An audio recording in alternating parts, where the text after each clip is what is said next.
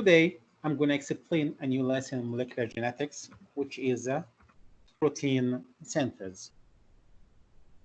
What's it meant by synthesis? The word synthesis. The word synthesis, it means to do something. It means the protein will be created. It means in this lesson, I'll explain how the protein is created. But before explaining that, what is the function of proteins in our bodies?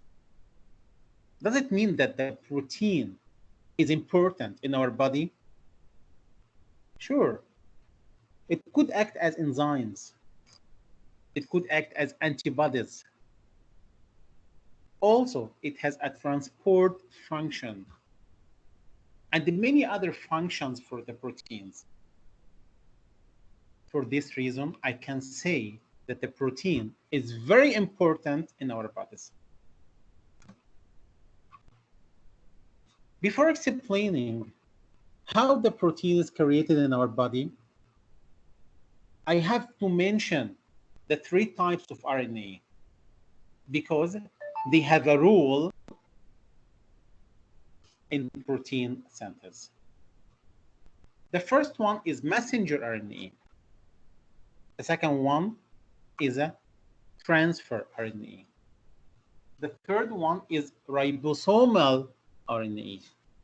But what is the difference between everyone? The first one is messenger RNA. The word messenger, it means message. It means it reads a message, or it reads the code on the gene, on the DNA. So it carries the DNA code to the ribosome, where the message is translated later. So the function of the messenger RNA is just to read the code on the gene that found on the DNA. Then it gets it out, it gets the message out of the nucleus. The second one is transfer RNA, or tRNA. After the messenger RNA takes the message, the transfer RNA try to do it in the ribosome. It has 2 parts, and you will know it later. So generally, it's a clever leaf-shaped molecule that carries a specific amino acid molecule to the messenger RNA at the ribosome to help from a polypeptide during translation. And you will know it exactly in details later. But generally, the transfer RNA tries to do the message that is taken from the messenger RNA. The last one is the ribosomal RNA, which is rRNA. The ribosomal RNA, it's found in the ribosome, which is the factory that's used to make the protein. So the protein finally is made in the ribosome. Okay, what are the steps of making proteins? Generally, there are 2 main steps for protein synthesis. The first one is called transcription, and the second one is called translation. What's meant by transcription? What's meant by translation? How every one of them is made in details. This, what we will know now. The first one is transcription. Transcription, it means, what's meant by transcript? Transcript, it means a copy. It means I will take a copy of the genetic information of the DNA. So the DNA is changed into RNA, and this RNA will take the genetic information from this DNA. Or in other words, the DNA code is transcribed into a codon sequence in messenger RNA.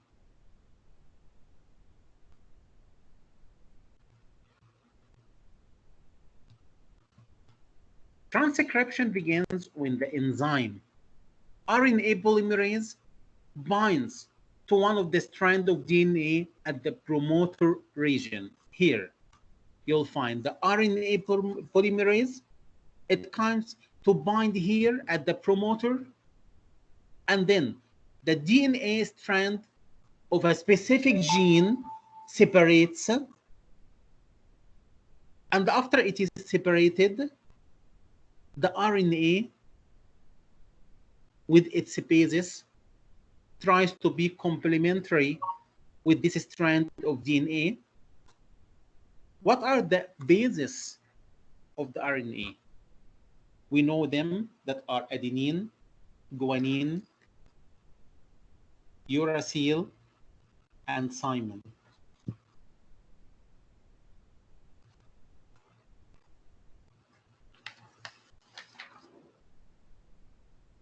So we'll find adenine will merge with uracil, and the guanine will merge with cytosine. And no place for thymine at all, because the thymine is found in DNA and is replaced by uracil.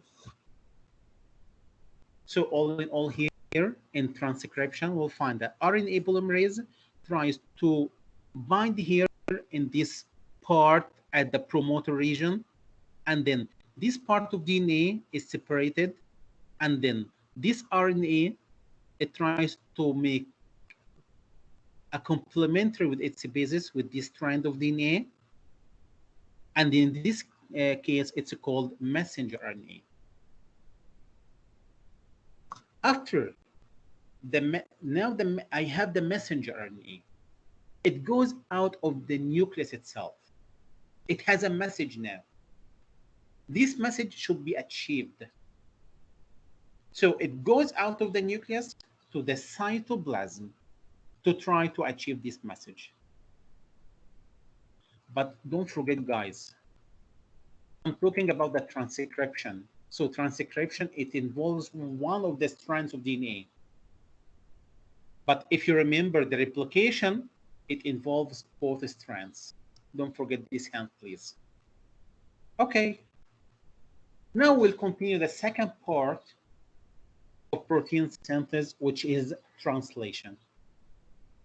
It is the process by which messenger RNA sequence is converted into amino acids at the ribosome. How that? You'll find the ribosomal RNA. The ribosomal RNA, it translates every 3 bases as one amino acid. Every 3 bases as one amino acid. Every 3 bases as one amino acid. And then finally, I'll find the transfer RNA. The transfer RNA, it has 2 parts. The first one is called anticodon, and the second one tries to take the amino acid. This anticodon, it reads the codon that previously translated, that previously taken by the ribosomal RNA. So it has the anticodon, which is complementary to this codon. So after it reads the codon, it releases the amino acids that relates to this codon. And so on till finally I'll find many amino acids that are binded together by peptide bonds. And then I have the protein, and the protein is synthesized now. Generally about the protein synthesis. Okay. I said that the RNA before, it binds to the promoter. Just to remind you, there's something is called the operator. The operator, it consists of two parts. Okay, the first part is called the promoter. The operon, it consists of two parts. The first part is called the promoter. It is the binding site of RNA polymerase. So you'll find the RNA polymerase, it binds it at the promoter of the gene itself. The second one is called the operator. It is the binding site for the repressor. So the operon consists of two parts. The first one is promoter, and the second one is called operator.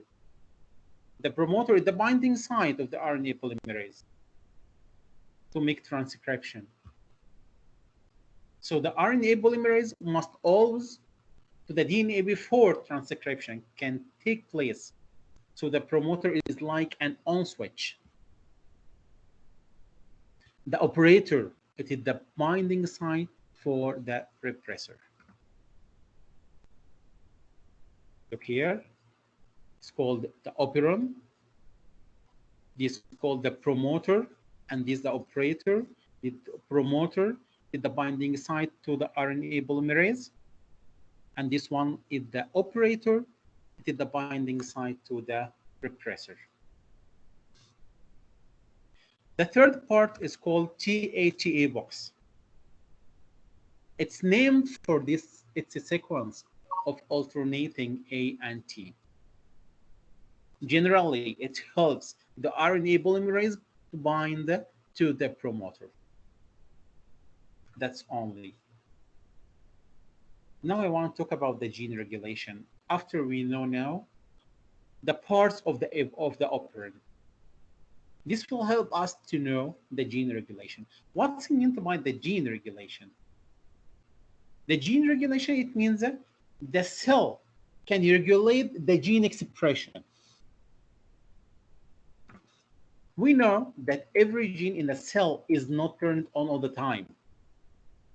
For example, you will find the cells in the pancreas are not always producing tons of insulin because it is not always needed.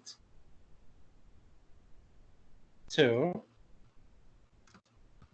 a simple model of gene regulation can be found in bacteria. In a region of DNA is called the operon. Guys, there are two types of operons. The first one is called lac or inducible operon. The second one is called repressible operon. What is the difference between every one? The first one is lac or inducible operon. It encodes proteins that allow the bacteria to use lactose as an energy source, because lac, it means lactose. It's normally turned off unless it is actively induced or triggered to turn it on by something in the environment. Generally, the lac repressor acts as a lactose sensor. Why? Because it's normally blocks the transcription of the operon, but it stops acting as a repressor when lactose is present. So it is a lactose sensor. The second one, which is a repressible operon. What's meant by repressible operon? It's always turned on unless it is actively turned off, because it's temporarily not needed. Example, in tryptophan operon. What happens? Formation of tryptophan, it's an amino acid. is on because an inactive repressor does not attach itself to the operant site. So it means that repressor is a sensor. Okay. Now, let's talk about the mutation. First of all, what's meant by a mutation? A mutation is a change, or they are changes in the genetic material. Are they all one type, or there are several types of mutations? Generally, there are several types of mutation. The first one is called point mutation. The second one is called insertion. The third one is called deletions. Let's talk about the first one, which is called point mutation. What's meant by point mutation? Point mutation, as you see here, it is the base pair substitution where one nucleotide converts to another original sequence. So in this way, it is the simplest mutation.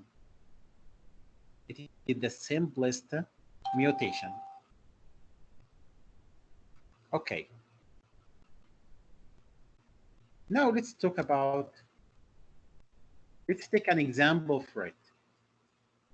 The inherited genetic disorder, which is sickle cell anemia, results from a point mutation that the abnormal hemoglobin causes RBCs to sickle when available oxygen is low.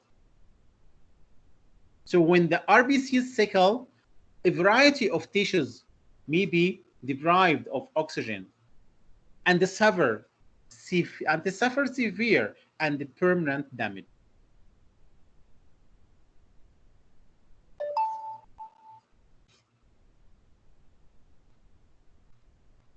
Okay. Let's talk about insertion or deletion mutation. Generally, it results from a single nucleotide insertion or deletion. What's meant by insertion and deletion? Okay, look at here, this insertion, this one is deletion. Okay, so this the first one before any mutation, so it's normal here. Okay, so you'll find here inserted, and here one is deleted. So both mutations result in a frame shift because the entire reading frame is altered and is unreadable. Okay, now let's talk about chromosome mutations. What's meant by chromosome mutations? Chromosome mutation, they are alterations in chromosome number or structure. So the alteration is in the chromosome number or structure, and we'll see it now. And all of them, or both of them, are visible under the microscope. What's meant by aneuploidy? Aneuploidy, it means the term applied to having any abnormal number of chromosomes. Look at here, all of them, all these chromosomes are normal. Look at number 21, and it's called Down's syndrome, or trisomy 21. Trisomy 21. A person born with extra chromosome number 21. So in this case, it's called the trisomy 21. Okay.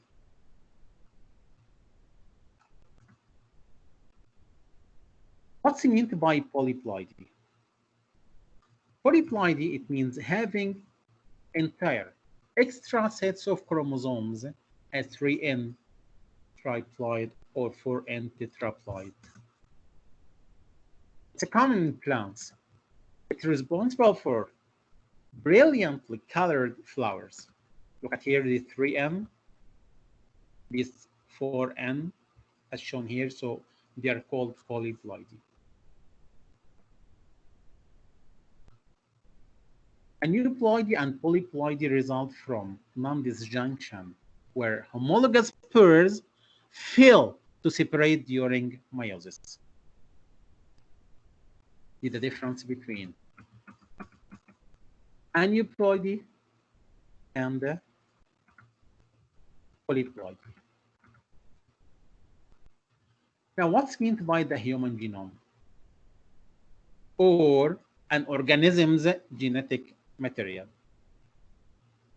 Generally, it consists of 3 billion base pairs of DNA and about 20,000 genes. It's like that exactly. We know that 97% of our DNA does not code for protein product.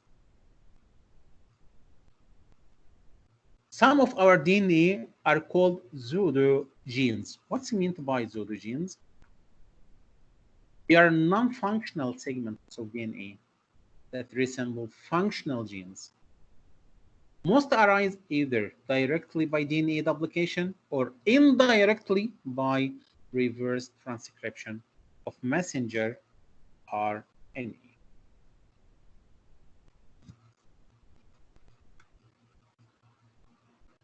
What's meant by former genes?